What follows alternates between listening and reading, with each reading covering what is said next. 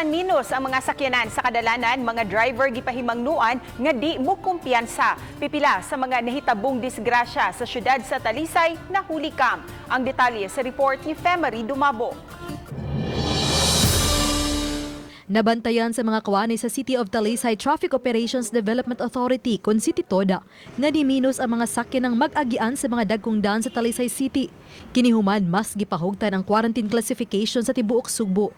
Apan bisan pa man, awag ni City Toda Chief Joy Tumulak sa mga nagmaniho nga dili gyapon mo kumpiyansa. Human dunay gihapoy pipila ka mga disgrasya sa daan nga nahulikam.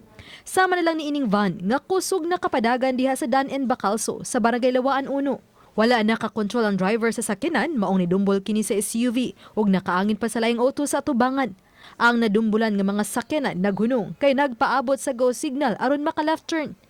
Samtang kining nagbisikleta nga nagsubay lang unta sa bike lane, ni patunga tungod sa kahawan sa daan. Apan natapsi nga nahinuon ining nagsunod nga motorsiklo, mong natuyok ang bike ug natumba. Dali raw sab nakatindog ang nagbisikleta.